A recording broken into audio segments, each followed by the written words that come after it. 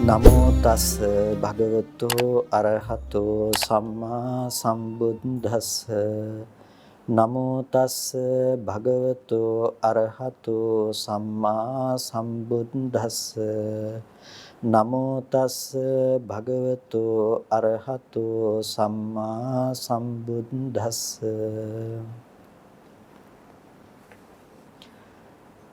ශ්‍රද්ධා සම්පන්න කාරුණික පින්තුනේ හැම කෙනෙක්ම උතුම් සද්ධර්ම ශ්‍රවණයට සෝදානම් වන මොහොත.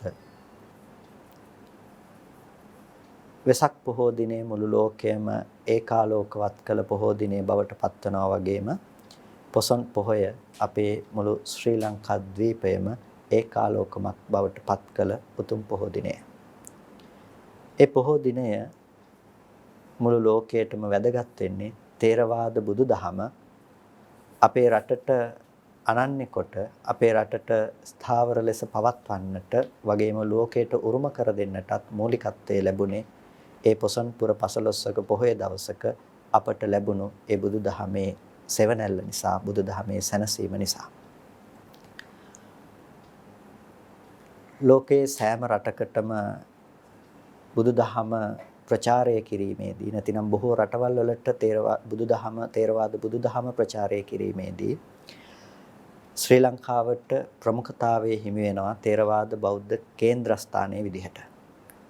ඒකට හේතුව බවට පත්ුනේ මේ රට තුළ අපතරම් ඊටාම වැදගත් විදිහට සංවිධිත ක්‍රමයක් ඔස්සේ ක්‍රියාත්මක වුණ වෙනත් ක්‍රමයක් වෙනත් රටක තිබුණේ නැහැ. ඒ නිසාම අපිට අපේ ලංකාවට බුදුදහම ලැබීමේ ඉඳලා මිහිඳු මහරහතන් වහන්සේගේ ඒ කාර්යභාරය අපිට ඊටමත් දූරදර්ශී නායකත්වයක් විදිහට දකින්නට පුළුවන්කම තියෙනවා. ඉතින් මේ දූරදර්ශී නායකත්වය, ඒ දූරදර්ශී මඟ පෙන්වීම බුදුදහමට ලබා දුන්නේ මৌলিක පදනම අද දවසේදී අපි කවුරුත් සිහිපත් කළ යුතුව පවතිනවා. මොකද පොසොන් පොහොය කියලා කියන්නේ අපේ ජාතිය ලෝකයේ තුල ශ්‍රේෂ්ඨ ජාතියක් බවට පත් කරපු ඒ ගමන් මගේ ඒ මූලාරම්භක දවස කිව්වොත් ඒ නිවැරදි. මොකද ආධ්‍යාත්මික දියුණුව අතින් ඒ වගේම නිවීම උරුම කරගත් පිරිසක් බවට අපේ ජාතිය පත් කළේ ඒ පොසොන් පුර 15ක පොහොය දවසේදී ලැබුණු ඒ උතුම් ධර්මාලෝකයේ මගින්. ඒ නිසාම අපේ ජීවිතයට ඒ උතුම් ධර්මාලෝකය ලැබුණු විදිහ අද දවසේදී ඒ පවතින විදිහ අනාගතයට අපි ඒ ලබාගත යුතු විදිහ පිළිබඳව තීරණය කළ යුතු කල්පනා කළ යුතු දිනයක් විදිහටයි අපි මේ පොසොන් පුර 15ක පොහොය දවස හඳුනාගන්නේ. ඉතින් ඒ පොසොන් පොහොය නිමිති කරගෙන මේ සිද්ධ වෙන වැඩසටහන තුළින් ඔබේ ජීවිතයට ධර්මාලෝකයක් ලබා දෙන්නේ කොහොමද කියන එක පිළිබඳව අපි ඉදිරියට සාකච්ඡා කරමු. පින්තුනි, බුදුරජාණන් වහන්සේ නමක් මේ ලෝකයට පහළ වෙන්නේ දුකෙන් මිදෙන මාර්ගයක් පිළිබඳව දේශනා කරන්නට. ඒ දුකෙන් මිදෙන මාර්ගයක් පිළිබඳව දේශනා කරන බුදුරජාණන් වහන්සේ අපිට ප්‍රායෝගික ප්‍රතිපදාවක් ඒ සඳහා පෙන්වා දුන්නා. ප්‍රායෝගික ප්‍රතිපදාවක් කියලා කිව්වේ අපි අපේ ජීවිතය තුළ සාක්ෂාත් කළ හැකි දෙයක්. ලෝකේ බොහෝ ආගම් සමය දර්ශන තිබුණත් ඒ බොහෝමයක කියන්නේ මරණින් මත්තේහි ලැබෙන විමුක්ති සාධනයක් පිළිබඳව. නැතිනම් මරණින් මත්තේ ලබා ගන්න දෙයක් පිළිබඳව. මරණින් මත්තේ ස්වර්ගයටපත් වීමක්, මරණින් මත්තේ ලැබෙන විමුක්තියක්, මරණින් මත්තේ නෝපදින බවක් මේ ආදී ලෙස නොඑක් සමය දර්ශන තුළ නැතිනම් නොඑක් දර්ශනවාද තුළ සාකච්ඡා කරනවා මරණයත් සමග අපිට සිදුවන දෙයක් පිළිබඳව. නමුත් බුදුරජාණන් වහන්සේ දේශනා කළේ මරණයත් සමග අපට ලැබෙන දෙයක් හෝ මරණයෙන් පසුව අපට ලැබෙන දෙයක් පිළිබඳව නෙමෙයි. බුදුරජාණන් වහන්සේ අපට දේශනා කළේ ජීවත් වෙනකොටම අපි නිවන් දකින්නේ කොහොමද? නැතිනම් නිවීම කියන දේ ජීවත් වෙනකොටම අපි උරුම කරගන්නේ කොහොමද කියන ඒ උත්තරීතර පණිවිඩය. මරුණට පස්සේ අපි නිවන් සැප ලැබේවා කියලා ගැහුවට මැරිලා නිවන් දැකපු කිසිම කෙනෙක් ඇත්තේ නැහැ. නිවන් දකින්නට පුළුවන්කම තියෙන්නේ ජීවත් වෙන කෙනෙකු විසින් මිස මරණයටපත් වූ කෙනෙකු විසින් නෙමෙයි. ඒ කියන්නේ නිවීම නැතිනම් නිර්වාණය ලබන්නට පුළුවන්කම තියෙන්නේ මේ ඇවුලුණු ලෝකයේ තුල ජීවත් වෙන කෙනෙක් එයින් මිදී ලබන නිවීමක් හැටියට. එනිසා මේ නිවීම ලබන්නට ඔබට මට අපි හැමදෙනාටම පුළුවන්කම තියෙනවා. අපි ඒ බුදුරජාණන් වහන්සේ දේශනා කළ ඒ උතුම් ධර්මයේ තුල අපේ ජීවිතයේ හික්මව ගන්නවා නම් අපි ලෝකයේ තුල අපි සැනසීම හොයාගෙන යන විදිහ පිළිබඳව අපි කල්පනා කරලා ඒක නිවැරදි දර්ශනයකට අනුයාතව කරගෙන යනවා නම් අපිට නිවීම උරුම කරගන්නට පුළුවන්කම තියෙනවා. අපි කවුරුත් ඉපදුණු දවසේ ඉඳලා මැරෙනකම්ම කටයුතු කරන්නේ යම් යම් දර්ශනයන්ට අනුකූලව. අපි ජීවිතේ යම් දැක්මක් අපිට තියෙනවා. ඒ දැක්ම සාධනය කරගන්නට තමයි අපි කවුරුත් උත්සාහවත් වන්නේ. නමුත් ඒ දැක්ම තුළ අපි හැමදාම යම් ප්‍රතිඵලයක් බලාපොරොත්තු වුණාට අපි ටිකක් කල්පනා කරලා බලන්නට ඕනේ ජීවිතය තුළ ඒ යන මාර්ගය තුළ අපිට නිවීම සැනසීම උරුම වෙනවද කියලා. ඉපදුණු දවසේ ඉඳලා මේ මොහොත වෙනකනොත් අනාගතයටත් අපි බලාපොරොත්තු වෙන්නේ ජීවිතේට එන දුක අපි අයින් කරලා දාලා සැපසේ ලෝකයේ තුල ජීවත් වෙන්නේ කොහොමද කියලා. බුදුරජාණන් වහන්සේ අපිට පෙන්වලා දුන්නේ මේ ජීවිතේට දුක කියන දේ ගලාගෙන එන පැත්ත ඒ ලෝකයේ තුල අනුගමනය කරන ප්‍රතිපදාවකින් වසා දමන්නට නොහැකි බව. නමුත් අපි උත්සාහවත් වෙන්නේ අන්න ඒ ලෝකය තුළ ඉඳලා දුක නැති කරගන්න ක්‍රමවේදයක් සොයා බලන්නට.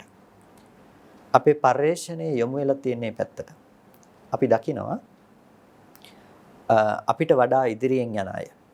සමාජය තුළ ජීවත් වෙනකොට අපි දකිනවා අපිට වඩා ඉදිරියෙන් යන අපිට පූර්වාදර්ශ සපේන අපිට පෙරටුවෙන් ඉන්න අය අපි දකිනවා. අපි ටිකක් කල්පනා කරලා බැලුවොත් ඒ දේවල් තුලින් ඔවුන් ජීවිතේට සැනසීම උරුම කරගෙන තියනවාද කියලා අපිට දකින්නට පුළුවන් කමක් ලැබෙන්නේ නැහැ. ඔවුන් මේ දේවල් තුලින් සැනසීම ඒකාන්ත ලෙස උරුම කරගෙන තියනවා කියලා ඒ ලෞකික ගමන් මාර්ගයක් තුල.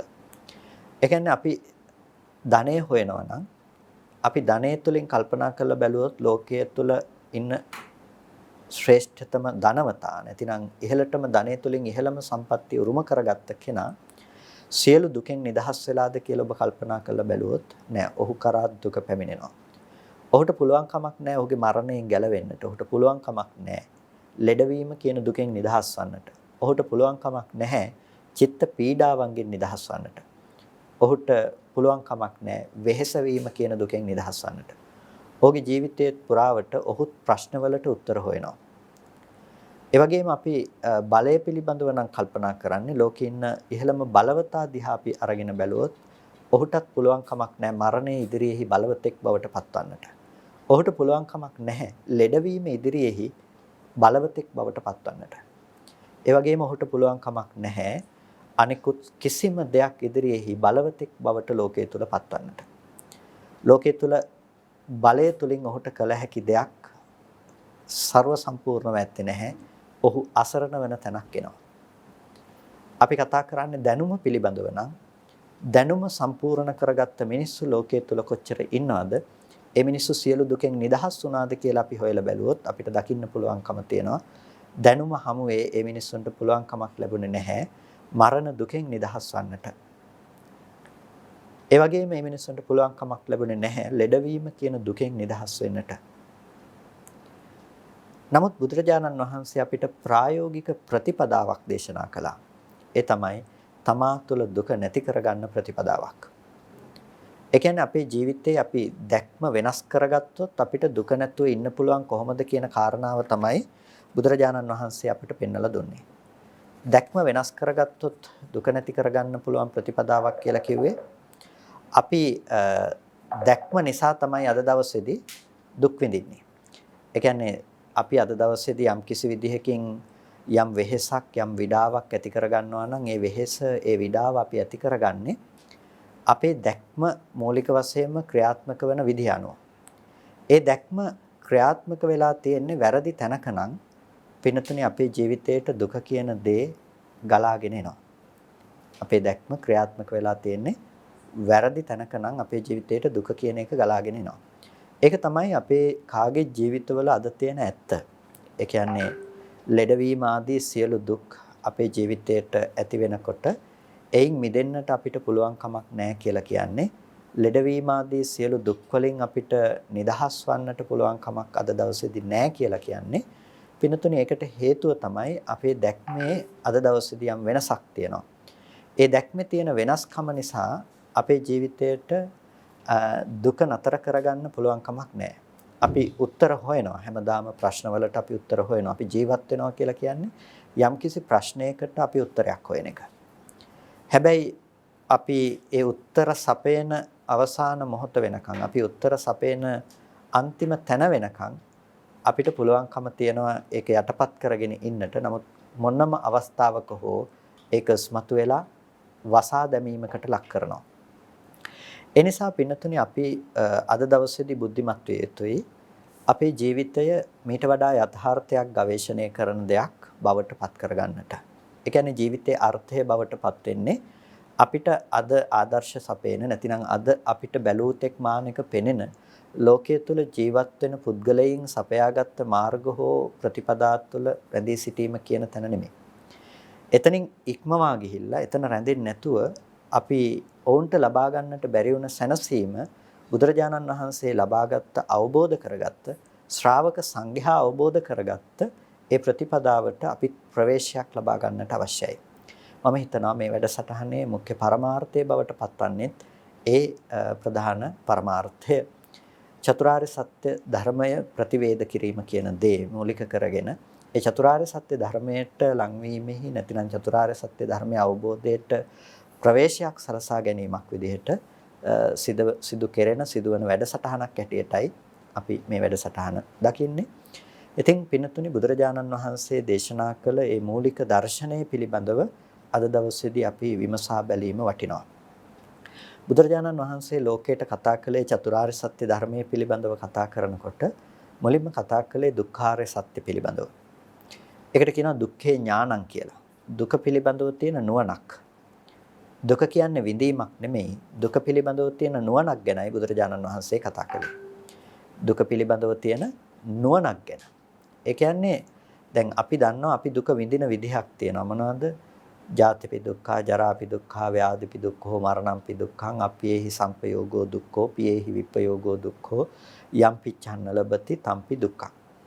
මේ දුක අපි විඳින දුක. ඉපදීම, ලෙඩවීම, මරණය, මහලු බව, අකමැති දේවල් නොලැබීම, කැමැති අයගෙන් වෙන් වෙන්නට වීම, අකමැති අය හා එක්වන්නට සිදුවීම, මේ ආදී සියලුම දේවල් පින්නතුනේ දුක. අපි ඒවා වේදනාත්මකව හඳුනා ගන්නවා. කායික වශයෙන් විඳිනවා, මානසික වශයෙන් විඳිනවා. ඒකට කියනවා දුක්ඛ සහ දෝමනස්ස. ඒ කියන්නේ කායික වශයෙන් විඳින දේ දුක, මානසික වශයෙන් විඳින දේට කියනවා දෝමනස්සය. දැන් දුක්ඛේ ඥානං කියලා කිව්වේ දුක පිළිබඳව අවබෝධ කරගන්නට කියලා කිව්වේ අපිට ඔය කියපු දුක්ඛ වේදනාව විතරක් නෙමෙයි. ඒ කියන්නේ කායික සහ මානසික වශයෙන් ඇති කරගත්ත දුක්ඛ වේදනාව පමණක් නෙමෙයි බුදුරජාණන් වහන්සේ අපට දේශනා කළ දුක. අපිට බුදුරජාණන් වහන්සේ ඊට වඩා ගැඹුරු දුක්ඛ ආර්ය සත්‍යයක් පිළිබඳව දේශනා කළා. ඒ දුක්ඛ ආර්ය සත්‍ය ඇතුලේ ඔය දුක කියලා කියන්නේ නැතිනම් අපි විඳින දේ එක පුංචි කොටසක් විතරයි. ඒකට තව මහා විශාල වපසරියක් අයිති වෙනවා. කොටින්ම කියනවා නම් අද අපි ජීවත් වෙන්නේ දුක තුල කියන පණිවිඩය ඒකෙන් කියන්නට පුළුවන්කම තියෙනවා. ඉතින් ඔබ ටිකක් ප්‍රඥා සම්පන්න විය යුතුයි ඒ දුක කුමක්ද කියන දේ අවබෝධ කරන්නට. දැන් අපි දන්නවනේ දුක්ඛේ ඥානං කියනකොට කෙනෙක් දුක්ඛාරය සත්‍ය අවබෝධ කළා නම් ඔහු සමුදයක් දන්නවා, ඔහු නිරෝධයක් දන්නවා, ඔහු මාර්ගයේ වඩපු කෙනෙක් බවට පත් වෙනවා. එහෙම නැතිනම් ඔහු ධර්ම අවබෝධය කළ පුද්ගලයෙක්. කෙනෙක් දුක අවබෝධ කළොත්. දැන් දුකක් විඳිනකොට ඒක දුකයි කියන්න අපිට තේරෙනවා, අපි දන්නවා. හැබැයි අපි දැනගත්තට අපි කවුරුත් දුකෙන් මිදෙලා නැහැ. අපි විතරක් නෙමෙයි අන්‍යාගමික කෙනෙක් වුණත් යටත් පිරිසෙන් තිරසංගත සතෙක් වුණත් ඔහුගේ ජීවිතයට පැමිණෙන දුක හඳුනනවා. දුක් වේදනාව පිළිබඳව ඔහු දන්නවා.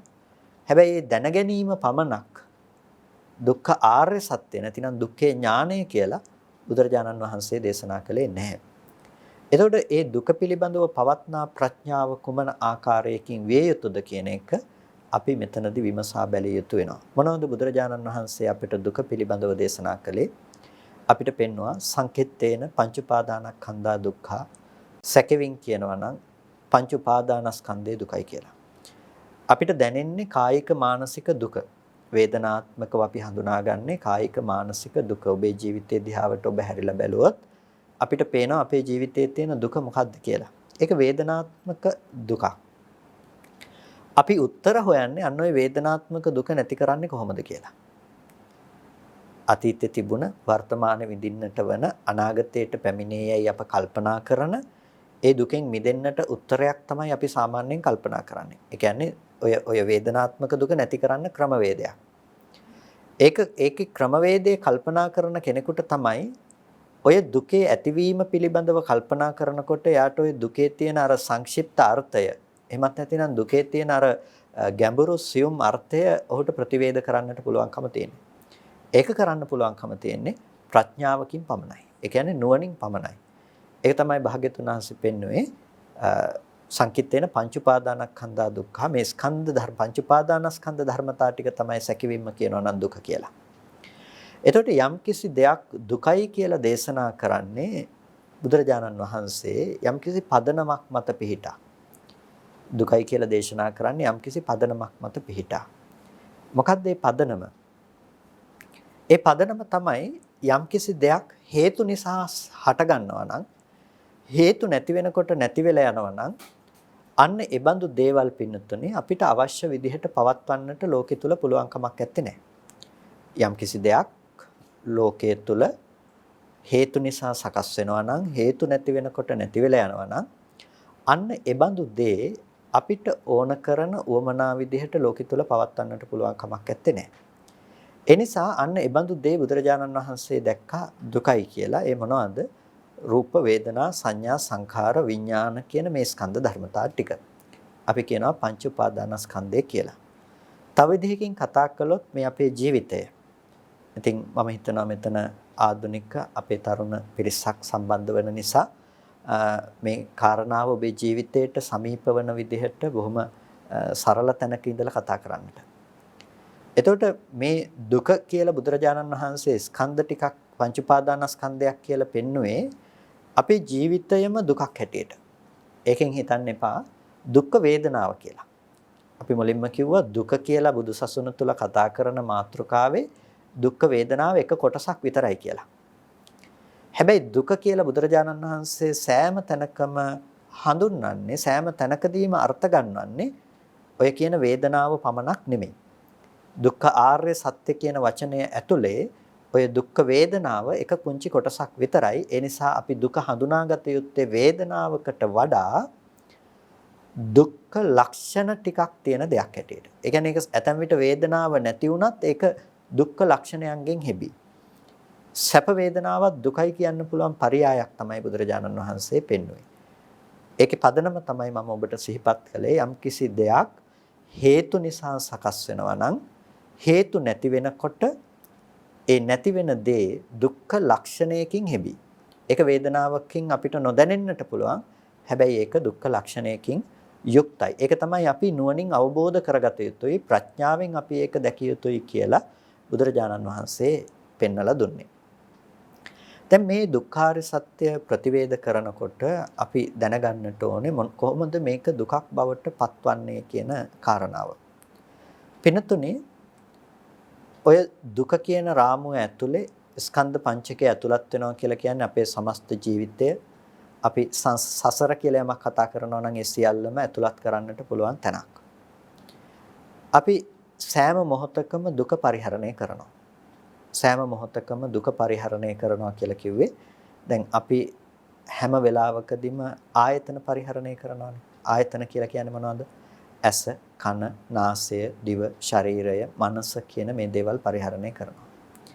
එතකොට මෙන්න මේ දේවල් ගැන බුදුරජාණන් වහන්සේ බොහොම ගැඹුරින් කතා කළේ. නැතිනම් මේ ධර්මතා ටික පිළිබඳව තමයි අපිට නුවණ ඇති කරගත යුතු දෙයක් හැටියට අපිට පෙන්වන්නේ.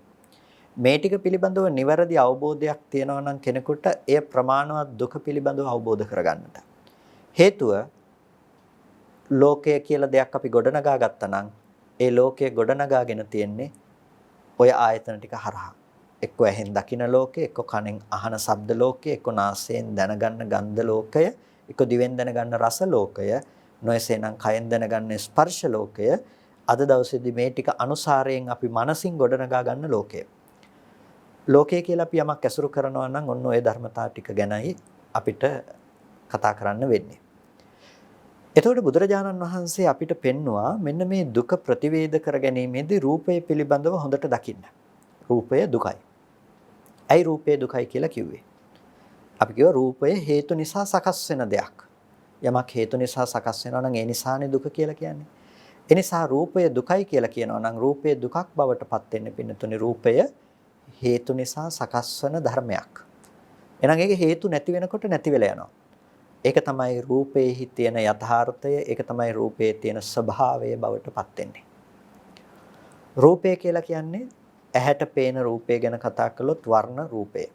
වර්ණ රූපය කියලා කියන්නේ ඇහැට එන වර්ණ සටහනක් නැතිනම් පැහැ සටහනක්.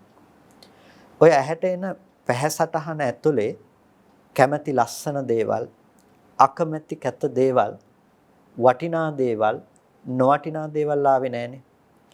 ආලෝකයක් බාහිර වස්තුවකට පතිත වෙලා එන පරාවර්තිත ආලෝකයක් තමයි ඇහැට ගැටුනේ, ඇහැට පතිත උනේ.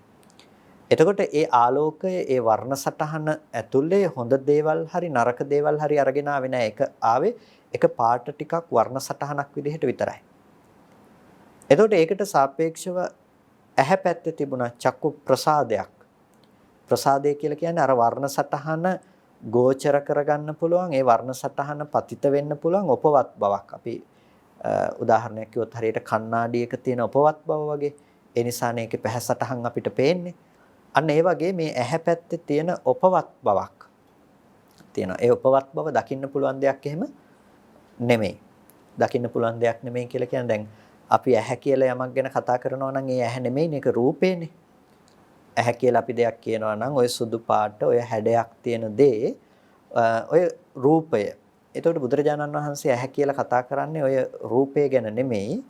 ඔය කළු ඉඟිරියාව මැද උකුණු හිසක් තරම් ප්‍රමාණයක පිහිටි ඒ පුංචි තැනක පහළවන ප්‍රසාද රූපය ගැනයි බුදුරජාණන් වහන්සේ ඇස කියලා කතා කළේ. ඒ මට්ටමට තමයි මේ ප්‍රසාදයන්ගේ පතිත වීම සිද්ධ වෙන්නේ. ප්‍රසාදයන්ගේ ගැටීම සිද්ධ වෙන්නේ ඒ මට්ටම් වලදී.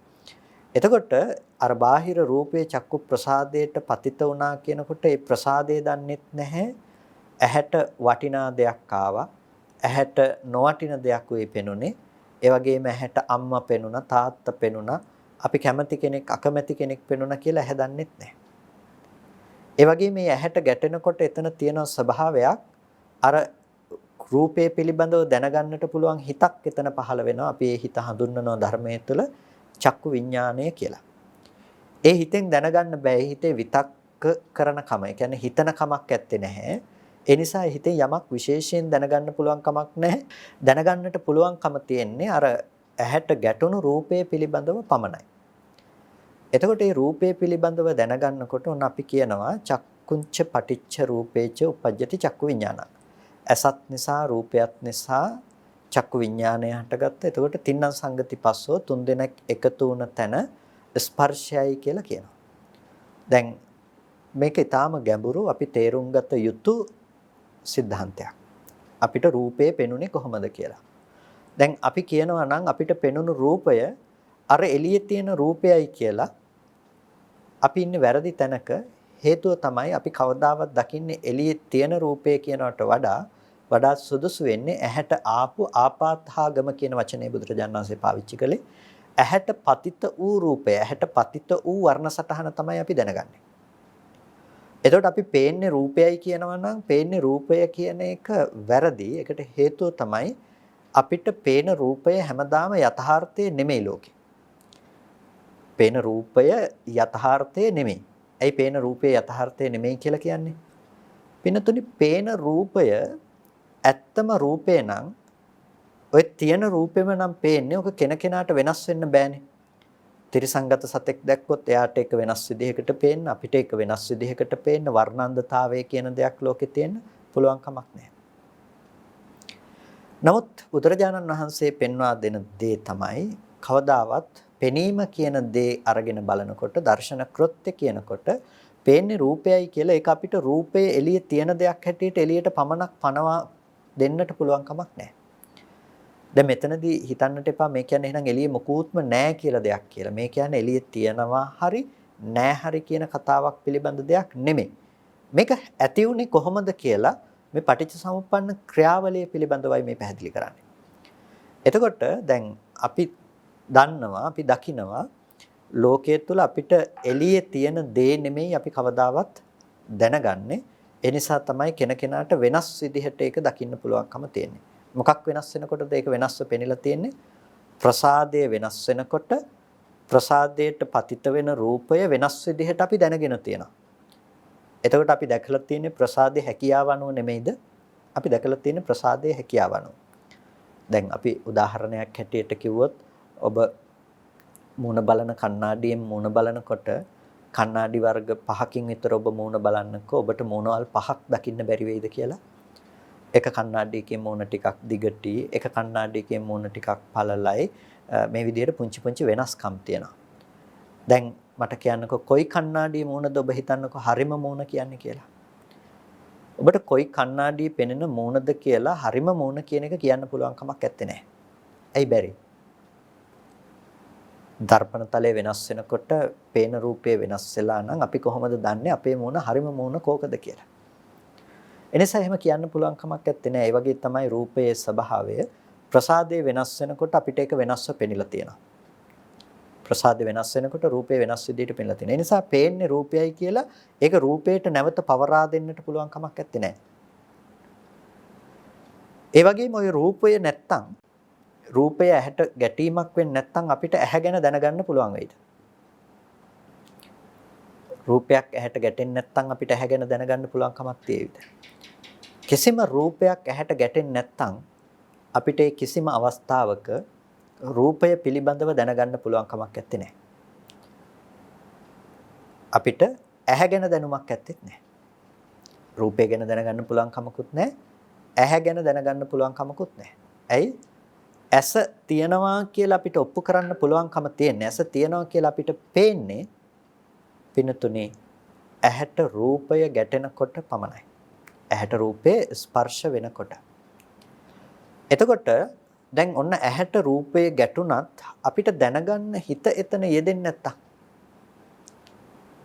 ඒක හිතේ දැනගන්න බවක් එතන නැත්තම් අපිට තේරෙනවද මෙහෙම දෙයක් දැක්කා කියලා?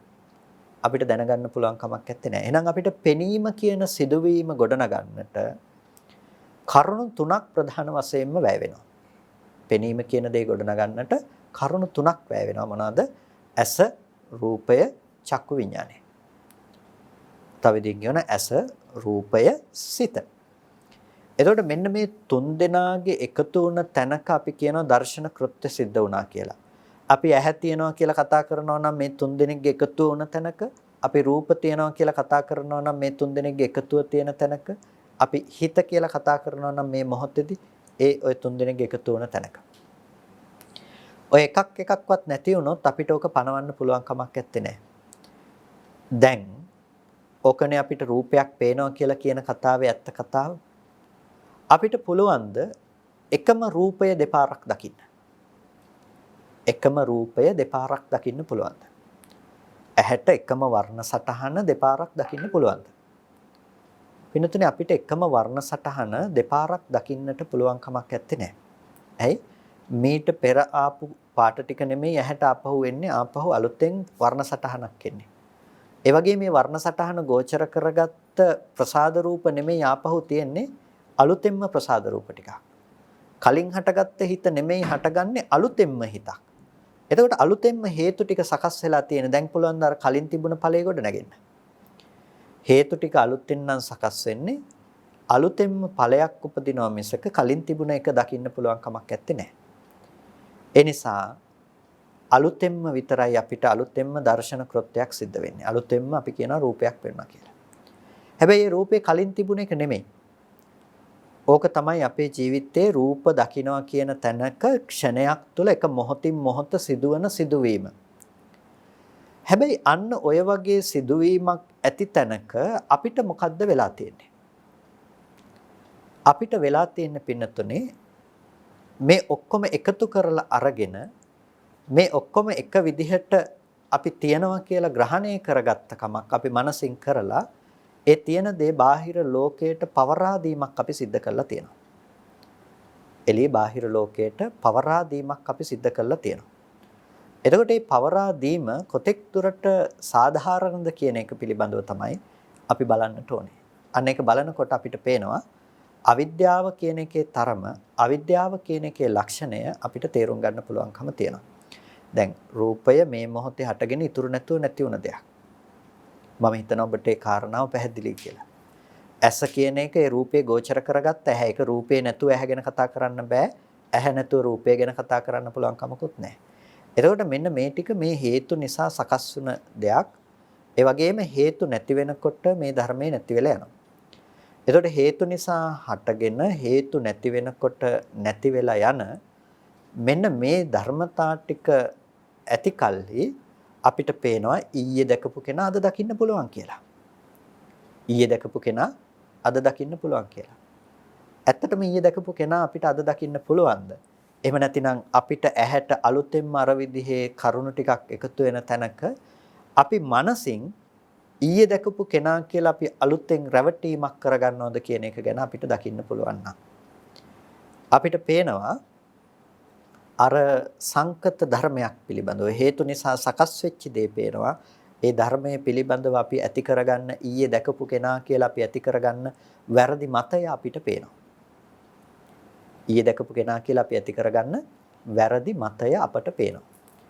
එතකොට දැන් මෙතන ප්‍රශ්නයක් තියෙනවා කියන එක අපිට පේනවානේ. ඒ කියන්නේ පවතින යථාර්ථය තමයි අර මොහොතින් මොහොත ඒ ධර්මයන් හටගෙන නිරුද්ධ වෙනකම. හැබැයි අපිට එක දිගට තියෙන දෙයක් පේනවා. ඒක හරියට ඔබේ ඇහැට යන පාරේ යන වේගෙන් යන වාහනයක් දකින්න පුළුවන් වගේ. කොයි වෙලාවකවත් එකම වස්තුව තැන් දෙකක තියෙන්න පුළුවන් කමක් නැහැ. ඒ වගේම කොයි වෙලාවකවත් ඔබට යන වාහනේ දකින්න පුළුවන් කමක් නැත්තේ නැහැ. ඔබ එක මොහොතකට දකින්නේ එක තැනක තියෙන රූපය විතරයි. නැතිනම් අපි වාහනේ කියලා මේ උදාහරණය අපි කතා කළොත් එහෙම එක තැනක තියෙන වාහනේ විතරයි ඔබට දකින්න පුළුවන්කම තියෙන්නේ. නමුත් මේක වේගෙන් ඔබේ මනසින් ඇසුරු කරනකොට මේ නිමිති ටික ඔසවා දෙනකොට ඔබට පේනවා වාහනේ යන වාහනේ ඔබ දකිනවා වගේ. හැබැයි යන වාහනයක් ඔබ කවදාවත් ඇහැට දැක්කේ නැහැ. ඒක හරියට අර ෆොටෝ ටිකක් වේගෙන් ප්ලේ කරා වගේ දෙයක්. එතකොට අපිට පේනවා වාහනේ කියන එක යන වාහනේ දකින්න බැරි වුණ එක තැනක තියෙන දේ විතරයි පෙනුනේ වගේ අපි හැමදාම දැකලා තියෙන එක මොහොතක පවතින රූපයක් විතරයි. ඒ රූපය ඒ මොහොතේ හටගෙන ඉතුරු නැතුව නැති වෙන දෙයක්. ඒ රූපය ඒ මොහොතේ හටගෙන ඉතුරු නැතුව නැති වෙන දෙයක්. ඒ ඇහත් රූපේ නිරුද්ධ වෙනවා කියලා කියනවනම් ඒ මොහොතේ හටගෙන ඇස ගැන අමුතුවෙන් කතා කරන්න දෙයක් නැහැ. ඇහත් හටගෙන නිරුද්ධ වෙන දෙයක්. චක්කු විඥානයත් හටගෙන ඉතුරු නැතුව නැති වෙන දෙයක්. එතකොට මෙන්න මේ ධර්මතාවයන් හටගෙන ඉතුරු නැතුව නැති වෙනවා නම් අන්න ඒ දේවල් වලට කියනවා අපි සංකත ධර්ම කියලා. ඇයි සංකත ධර්ම කියලා කියන්නේ? මේ ටික හේතු නිසා සකස් වෙනවා. හේතු නැති වෙනකොට නැති වෙනවා. නැති වෙනකොට අර පෙනීම කියන දේ තියෙන්නට පුළුවන් කමක් නැත්තේ නැහැ. දැන් අපිට ඇහැ කියන දේ උපදින්නේ ඇයි? හේතු ටිකක් නිසා. මොනවද හේතු ටික? අවිද්‍යාව, කර්ම, තණ්හා, ආහාර කියන මේ හේතු ටික. ඇහැක් උපදින්නේ හේතු ටිකක් නිසා. ඒ කියන්නේ අවිද්‍යාව, තණ්හා, කර්ම කියන ටික අපි ප්‍රතිසන්දියකට මෞකසකට විඥානයේ බැසගෙන මේ කය ඇසුරු කරගෙන සිත පවතින නිසා තමයි නැවත නැවත ප්‍රසාද රූප උපදවන්නේ. ආහාර කියලා කියන්නේ අපි කන බොන ආහාරය තුලින් ගන්න ඕජාමය සාරය. ඒ ඕජාමය සාරය තුලින් තමයි ප්‍රසාද රූප අපහ උපදවන්නේ. එතකොට මෙන්න මේ ටික තුලින් තමයි ඇහැ උපදවලා තියෙන්නේ. අද ඔබ කර්මය වෙනස් කළොත් ඔබට පේන දේ වෙනස් වෙනවා. අද කර්මය වෙනස් කළොත් ඔබට පේන දේ වෙනස් වෙනවා. ඒක වෙනස් කරන්න පුළුවන්කම තියෙනවා. අර උදාහරණයක් හැටියට අපි නිතර මතක් කරන දෙයක් තමයි මිලක්කතිස්සගේ කතාවේදී මිලක්කතිස්ස වැද්දා පැටව ලැබෙන්නට හිටපු මුව දෙනක් මරාගෙන කෑවා. එතකොට ඒ කර්මය මොනතරම් බලවත් වුණාද කියනවා නම් ඔහුගේ ප්‍රසාද ඒ මොහොතේදී වෙනස් වුණා. ඔහුට වතුර පේන්නේ නැතුව ගියා. මහ පිපාසයක් දැනුණා. කොච්චර බොන්න කියලා වතුර ගත්තත් ඔහුට වතුර පේන්නේ නැහැ. එතකොට දැන් ඇත්තටම කතාව ගත්තොත් වතුර නැතුව නෙමෙයි. ඒ කියන්නේ ඔහුට වතුර නොපෙනෙන තත්ත්වයටපත් වුණා. ඒ ප්‍රසාද රූපේ තත්ත්වයටපත් වුණා. අර ප්‍රේතයන්ගේ කතාවල තියෙන්නේ. මහා ගංගා ගලනවා පේනවා ඈත ඉඳලා බලනකොට ලං වෙනකොට ඒක ඔවුන්ට දැනෙන්නේ නැහැ, ස්පර්ශ වෙන්නේ නැහැ, පේන්නේ නැතුව යනවා. බහැලා බලනකොට ඒක පේන්නේ නැතුව යනවා. එතකොට ඒ වගේ තත්ත්වයන් නිර්මාණය වෙන්නේ ඇයි?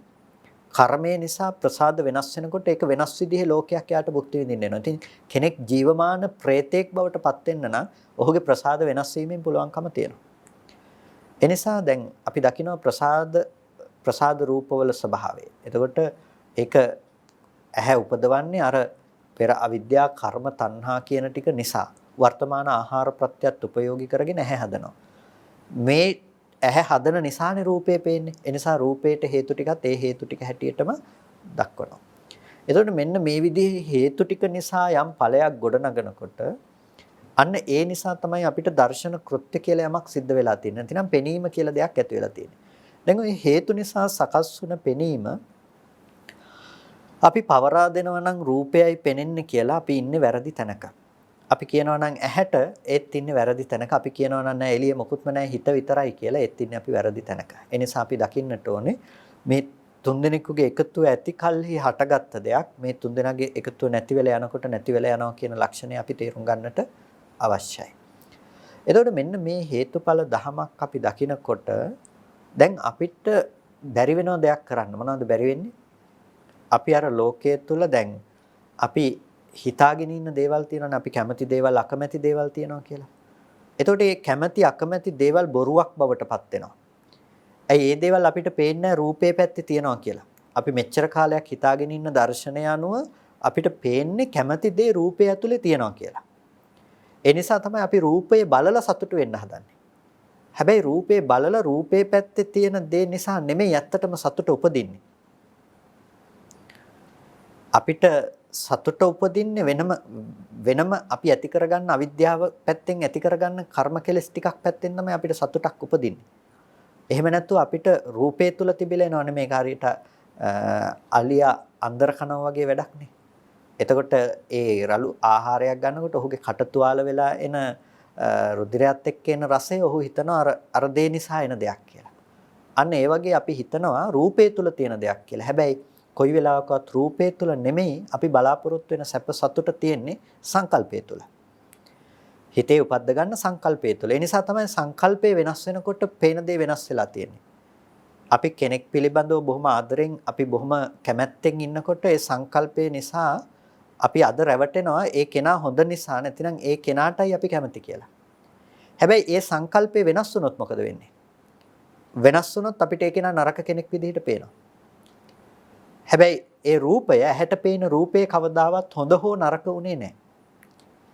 අපි ඒ හොඳ හෝ නරක කියන දේ පිළිබඳව අපි ඇති කරගත්ත සංකල්පය අනුව අපිට ඒ රූපේ පෙනිලා තියෙනවා කැමැති හෝ අකමැති වෙන්න පුළුවන් හොඳ නරක දෙයක් විදිහට.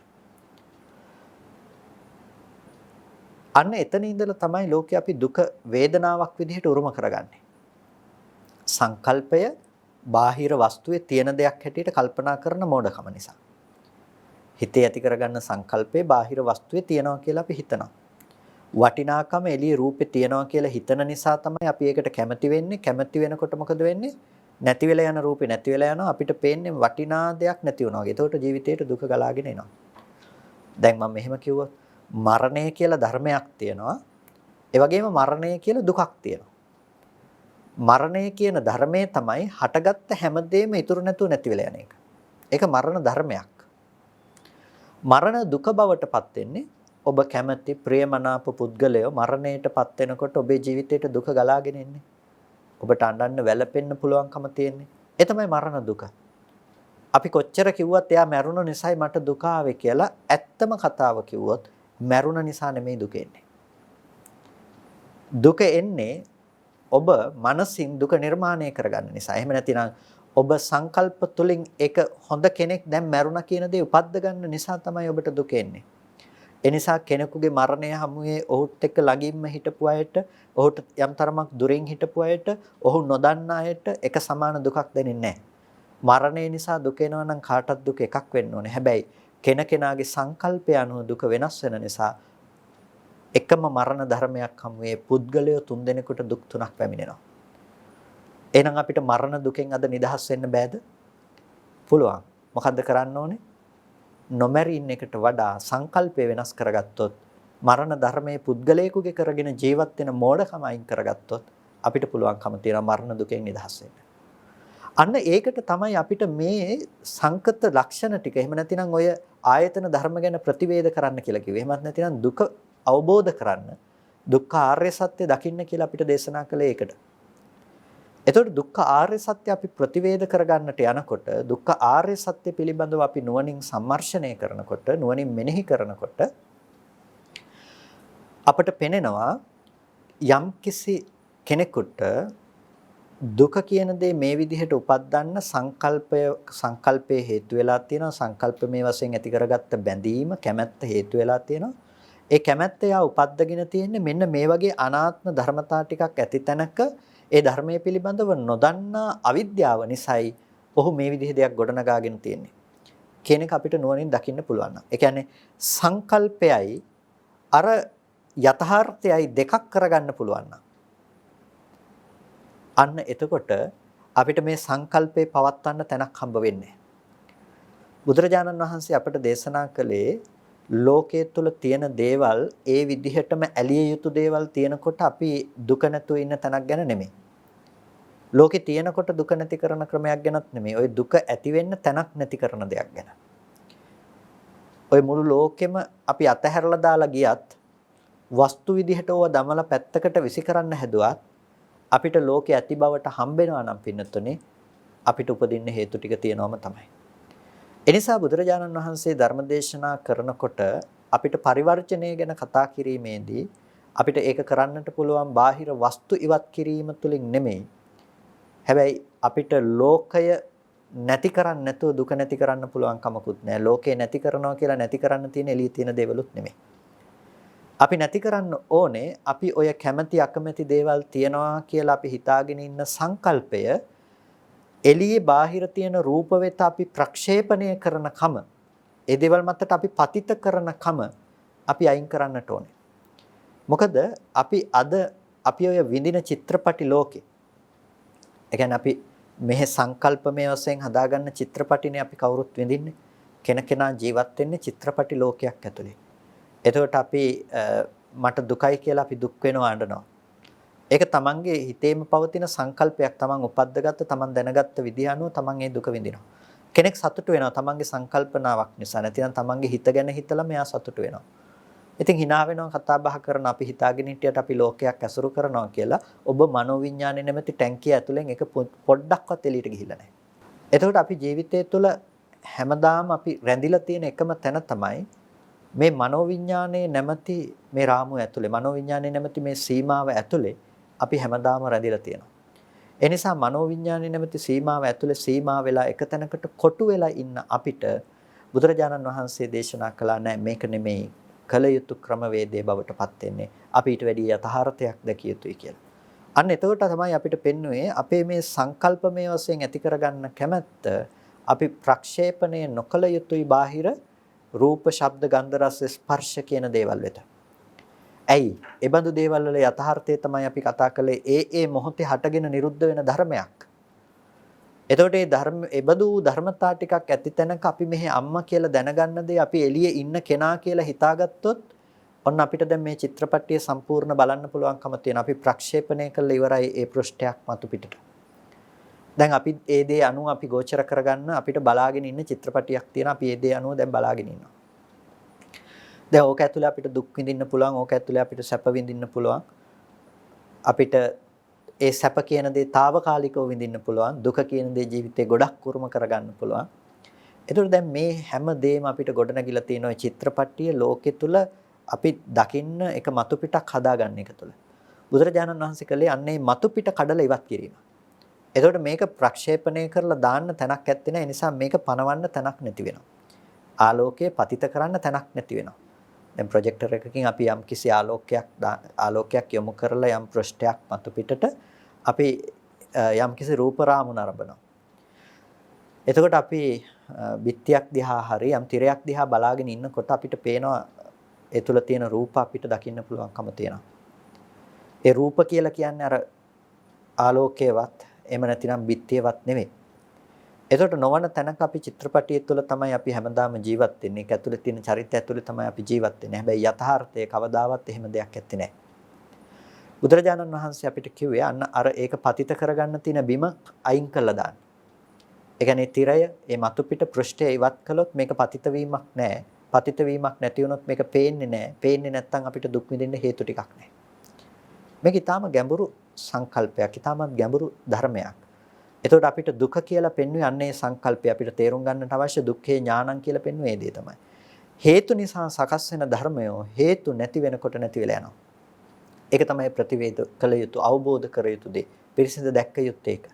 ඒක පිරිසිඳ දැක්ක යුත්තේ අපේ ජීවිතය තුළින් අපි ආයතන 6ක් ඇසුරු කරන ඇස කන නාසය දිව ශරීරය මනස කියලා. මේ ඇසුරු කරන ආයතනයන්ගේ ස්වභාවය තමයි මොහොතින් මොහොත හටගෙන ඉතුරු නැතුව නැති වෙලා යන එක. එතකොට මේක නොදන්නා කම නිසා තමයි හිතේ එකතු කරලා තියාගෙන ආශ්‍රව මගින් නැවත නැවත එළිය තියනවා කියලා බාහිරට යොමු වෙන්නේ. හැබැයි යම් මොහොතක අපිට පුළුවන් නම් මේ අරමුණු එළියට පතිත කරන්නේ නැතුව අපිට තමන්ගේ පැත්තේ තියාගන්න මනෝවිතරක අකුලව ගන්න පුළුවන් නම් පින්නතුනේ අපිට කැමැති අකමැති දේවල් ලෝකෙ තුල පේන්නේ නැහැ. කොටින්ම කියනවා නම් මැණික් ගලකත් මැණික් ගලක ෆොටෝ එකකත් වෙනසක් නැති මානසික මට්ටමක් ගොඩනගෙනවා.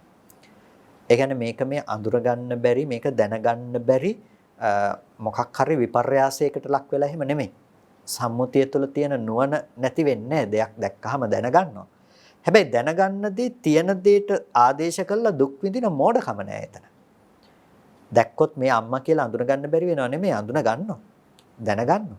දැනගන්නේ දැනගැනීමක් කියන එකටත් නුවණයි, දකින්න දේ හටගෙන නිරුද්ධ වුණ බවටත් නුවණයි. ඒ නුවණ තියෙන නිසා රූපේ වෙනස් වෙනකොට අම්මා වෙනස් වුණා කියලා දුක් වෙන්න යන්නේ නැහැ. ඒ මේ සංකල්පමේ දේ බාහිර තියෙන දේ අවබෝධ කරගෙන තියෙන නිසා. ඒ සඳහා යාට ප්‍රතිවේද කරන්න අවශ්‍ය උනේ අර හේතු නිසා සකස් වෙලා හේතු ඇතිකල්ලි හටගෙන හේතු නැති වෙනකොට නැති වෙලා යන ඒ ධර්මතාවයේ පමණයි ප්‍රතිවේද කරන්නට අවශ්‍ය උනේ. එතකොට මේ ප්‍රතිවේදය තුළ ඒ ලබාගත් අවබෝධය තුළ එයාට අර කායික මානසික දුක පුද්ගලයෙක්ගේ කියලා උපද්ද ගන්න කම එයාට සම්පූර්ණයෙන්ම නැති කරන්න පුළුවන්කම ලැබිලා තියෙනවා. කායික දුක වුණත්. කායික දුක අපි විඳින්නෙත් එහෙමනේ. කායික වේදනාව ඒ මොහොතේ හටගෙන ඉතුරු නැතුව නැති වෙන එක අපි පැයක් තිස්සේ තියෙන ඔළුව කැක්කුම්නේ අපි විඳින්නේ. අනේ මම ලෙඩ වුණා කියන එකනේ අපි විඳින්නේ. අන්න ඒකට තියෙන පදනම නැති කරලා දානවා. එකම වේදනාවෙන් දෙපාරක් දුක් විඳින කම අයින් කරලා දානවා. එතකොට අපිට බුදුරජාණන් වහන්සේ දේශනා කළා තියෙනවා මේ විදිහට ප්‍රායෝගික තැනක් නිවෙන්න පුළුවන්. මේ ජීවිතය ඔබ අවබෝධ කරගත්තොත් ඔබට නිවෙන්න පුළුවන්. ඔබ මේ මාර්ගය තුල ක්‍රමක්‍රමයෙන් යන්න පටන් ගත්තොත් ඒ නිවීම කොච්චරක්ද කියන එක ඔබටම ප්‍රත්‍යක්ෂ වශයෙන් අත්විඳින්නට පුළුවන්කම තියෙනවා. වෙනද පිච්චුණු අරමුණු වල වෙනද දැවුණු අරමුණු වල වෙනද හිතට දැනුණු දේවල් වල දැන් නොදැනී ඉන්න පුළුවන්කම තියෙනවා. වෙනද පීඩාවටපත් වෙච්ච තැන්වල ඔබට පීඩාවටපත් නොවී ඉන්න පුළුවන්කම තියෙනවා. වෙනද තරහ ගත්ත තැන්වල දැන් තරහ නොගෙන ඉන්න පුළුවන්කම තියෙනවා. වෙනද දුක්කටපත් වෙලා අඬා වැළපුණු තැන්වල ඔබට එතකොට දුකටපත් නොවී ඉන්න පුළුවන් මනසක් ක්‍රමානුකූලව සකස් වෙනවා. මේක ඔබේ මනස තුළ ඔබ පෝෂණය කරගන්නකොට ඔබ ටිකෙන් ටික ශක්තිමත් පුද්ගලයෙක් බවට පත් වෙනවා. එනිසා අන්න ඒ ධර්ම මාර්ගය තුල ගමන් කරනකොට ඒ ප්‍රායෝගික ධර්ම මාර්ගයක් වෙනකොට ඒකේ ප්‍රතිලාභ ඔබට අදාද අත්විඳින්නට පුළුවන්කම ලැබෙනවා. හැබැයි ඔබ අප්‍රමාදීව මේ නුවණ වැඩි යුතුයි. ඒ නුවණ වඩන්න පුළුවන් කමක් නැහැ පින්නතුනේ ඔබේ හිතේ එකඟ බවක් නැත්තම්. අන්න ඒ නිසා ඔබේ හිතේ එකඟ බවක් ඇති කරගන්නකොට ඔබට අවශ්‍යයි සමත නිමිත්තක් ආසේවනය කරන්න වෙනවා. ආනාපාන සතිය වෙන්නට පුළුවන්, කායගත සතිය වෙන්නට පුළුවන්, බුද්ධානුස්සතිය වන්නට පුළුවන්. ඔබ කැමති ඒ ඔබේ හිත එකඟ වෙන භාවනාවක් ඔබ පටන් ගන්නට ඕනේ. ඊට පස්සේ අපිට තව තියෙනවා එතනින් එහාට ගිහිල්ලා අර විදර්ශනා නුවණ අපි මෙච්චර වෙලා කතා කළේ අපි යා යුතු තැන පිළිබඳව සහ ඒ සඳහා මානසිකාර්යය පැවැත්විය යුතු තැන් ගැන. එතකොට අර ආයතන භාවනාව නැතිනම් ආයතන ධර්මයන් පිළිබඳව අපි මෙනෙහි කිරීම අපි කළ යුතුයි. ආයතන ධර්ම පිළිබඳව අපි මේ විදිහට මානසිකාර්යය පවත්වනකොට අපිට අර රූපේ පිළිබඳව තියෙන වැරදි සහගත දෘෂ්ටිය ක්‍රමක්‍රමයෙන් දුරු වෙන්න ගන්නවා. එතකොට ඒ ඔස්සේ අපිට කෙලෙස් ධර්මයන් බොහොම ඉක්මනට දුරු කරගන්නට පුළුවන්කම ලැබෙනවා. ඒක ඕකටත් අපිට අවශ්‍ය මූලික පදනමක් තමයි සීලය කියලා කියන්නේ. ඒ සීලය ගිහි කෙනෙක් වශයෙන් නිත්‍ය පංචශීලය තුළ අපි පිළිහිටලා ඒ අපේ හිත පිළිබඳව හොඳ අවධානයකින් ලෝභ දේශ මොහ කියන අකුසල ධර්මයන් ප්‍රහාණය වෙන විදිහට කුසල අලෝභ දේශ මොහ කියන කුසල හේතුන්ගෙන් උපන් ධර්මය දියුණු වෙන විදිහට අපේ හිත පිළිබඳව අපි චිත්ත භාවනාවක් කරන්නට අවශ්‍යයි. මේ විදිහට පින්නතුනේ අපිට පුළුවන්කම තියනවා අපේ මනස ධර්ම මාර්ගයක් ඔස්සේ ධර්ම ප්‍රතිපදාවක් ඔස්සේ අපිට දියුණු කරගෙන හැඩගස්වා ගන්නට පුළුවන්කම තියෙනවා. එතකොට ඒ ඔස්සේ අපි මේ ධර්ම මාර්ගය අපි හැඩගස්වා ගන්නකොට අපි මේ ධර්ම මාර්ගයක් ඔස්සේ මේක දියුණු කර ගන්නකොට මේ අවබෝධය ඊටාම අත්‍යන්තයෙන්ම වැදගත් වෙනවා. ඔබ යා යුතු තැන තමයි මේක. මෙතෙන්ට පැමිණිලා තමයි ඔබ දුක කෙලවර කරගත යුත්තේ. එහෙම නැත්නම් වෙන මොකකින්වත් ඔබට මේ අවබෝධය නැතුව දුක කෙලවර කරන්න පුළුවන් කමක් නැත්තේ නැහැ.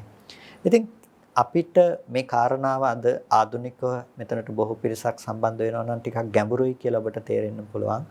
නමුත් මේකත් එක්ක ටිකක් ඔබ කාලය ගත කරන්න පුරුදු වුණොත් ඔබ මේකත් එක්ක අමාරුවෙන් නමුත් හැසිරෙන්න පුරුදු වුණොත් ඔබට මේක බොහොම ඉක්මනින් තේරුම් ගන්න පුළුවන්කම ලැබේ. අපි කියලා බණ දැනගෙන ඉපදුනා නෙමෙයි. මේ කාරණාවත් එක්ක ප්‍රායෝගිකව පුහුණු කරලා භාවිත කරන්න ගිහිල්ලා මේකත් එක්ක නිරන්තරයෙන්ම ආසේවනය කිරීම තුළ තමයි යම් අවබෝධයක් ලබා ගත්තේ. ඒක ඔබටත් බැරි කමක් නෑ. ඒක ඔබටත් කරන්න පුළුවන්කම තියෙනවා. මම කියන්නේ ටිකක් හරි තේරුණ කෙනාටත් වඩා වැදගත් වෙන්නේ මොකක්වත්ම නොතේරුණා නම් ඒකත් ලොකු දෙයක් කියලා. මොකද එයාට හිතන්න දෙයක් තියෙනවා. මෙච්චර බුද්ධ ශාසනයක් තියෙනකොට මෙච්චර ගැඹුරු ධර්මයක් කතා කරනකොට මුකුත්ම තේරුනේ නැත්නම් ඔබ ටිකක් හරි තේරුණ කෙනාට වඩා අප්‍රමාදී වෙන්නට ඕනේ.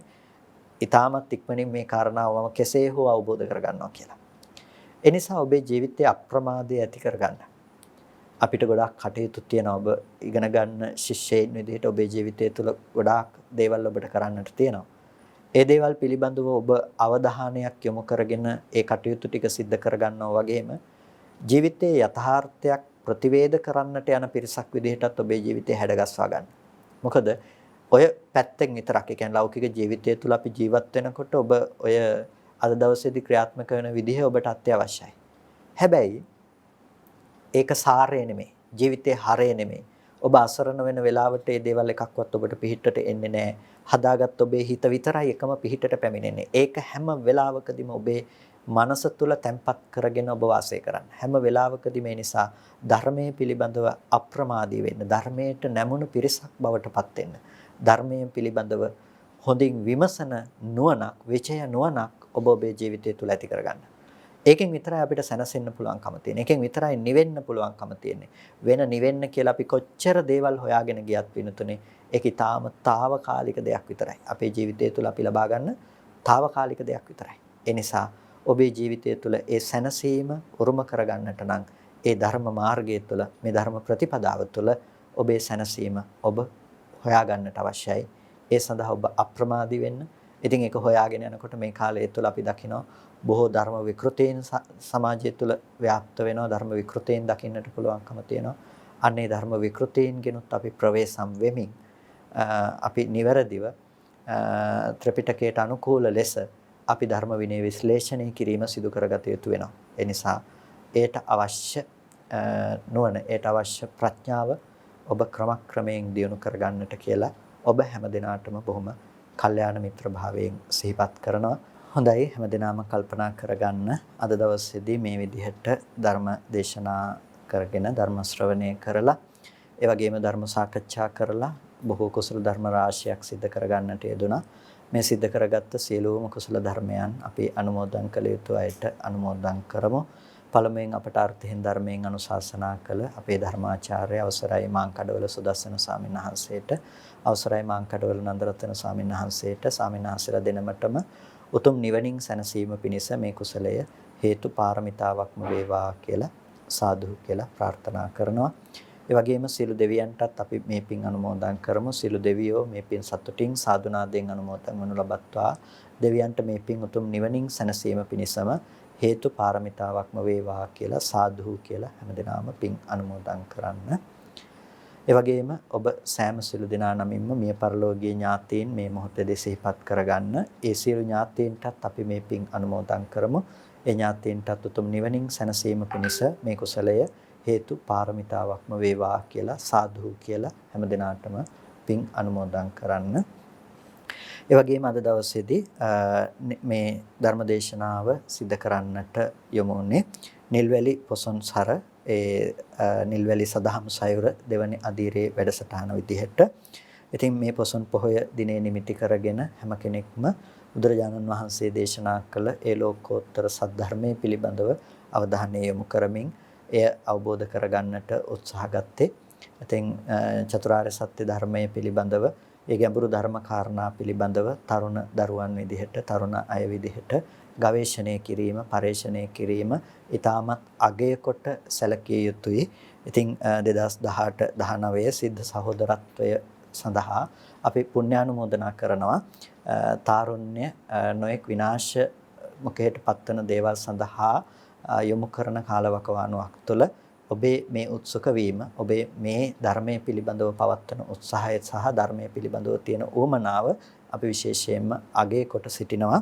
ඉතින් මේ සංවිධානය කරන්නට අවශ්‍ය සියලු කටයුතු සම්පාදනය කළ පින්වත් සියලු දරුවන්ට, ඒ වගේම සිද්ධ වෛද්‍ය පීඨයේ සියලු දෙනාටත්, ත්‍රිකුණාමල මණ්ඩපයේ සිද්ධ වෛද්‍ය පීඨයේ සියලු දෙනාටමත්, නැගෙනහිර විශ්වවිද්‍යාලයේ ඒ සියලුම ගුරුවරුන් ඇතුළු ඒ සිසු දරුවන් ඇතුළු සියලු දෙනාටත් අපි ආශිර්වාද කරනවා. හැම දිනාටම නිදුක් නිරෝගී සුවපත් බව, චිරජීවනයේ සැලසේවා. කායික මානසික සැනසෙල්ල ඇති කරගෙන අමා මහ නිවනින් සැනසීම පිණිස මේ කුසලය හේතු පාරමිතාවක්ම වේවා කියලා සාදු කියලා හැම දිනාම පින් අනුමෝදන් වන්න. හැම දිනාටම තෙරුවන් සරණයි.